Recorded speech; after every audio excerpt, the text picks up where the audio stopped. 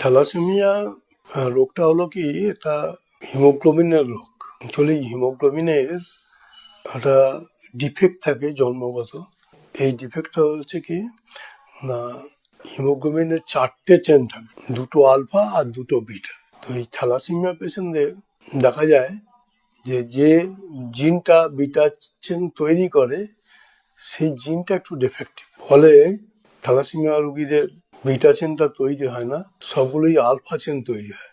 ওই 4টে যে চেন থাকে অ্যামিনো অ্যাসিডের, সেই 4টি আলফা চেন হওয়ার ফলে হিমোগ্লোবিনটা সেলের মধ্যে প্রিসিপিটেট করে যায় এবং সেলটা ভেঙে যায়, সেল মেমব্রেনটা ভেঙে যায়।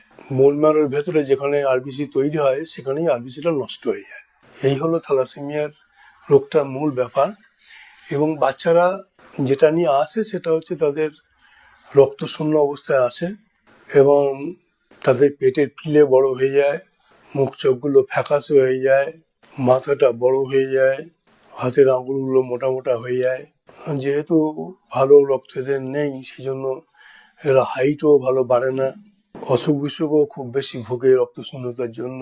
এখনো পর্যন্ত আমাদের যে চিকিৎসা আমরা পাই সেটা হচ্ছে যে তাদের রক্ত কমে গেলে রক্ত দেওয়া হয়, আর তাদেরকে ওই যে রক্ত দেওয়ার ফলে যে আয়রন যেটা শরীরের বিভিন্ন জায়গায় জড়ো হয়, সেই আয়রনটাকে ক্লিয়ার করার জন্য কিছু ওষুধ দেওয়া হয়।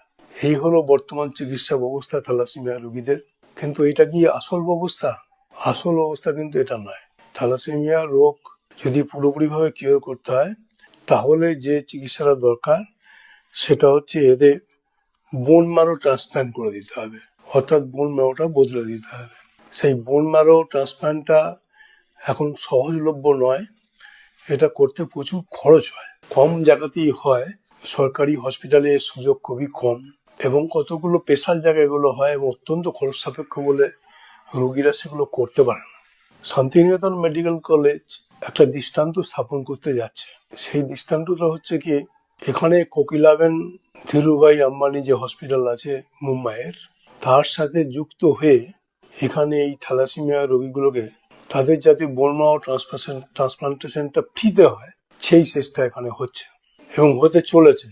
তার জন্য এখানে কোকিলাবেন হসপিটাল থেকে একটা টিম আসবে 7ই ফেব্রুয়ারি এবং 8ই ফেব্রুয়ারি 15 বছরের নিচে যে সমস্ত বাচ্চাদের প্রায়ই রক্ত দিতে হচ্ছে সেই বাচ্চাদের নিয়ে এখানে আসার জন্য একটা পদ্ধতি চালু হয়েছে।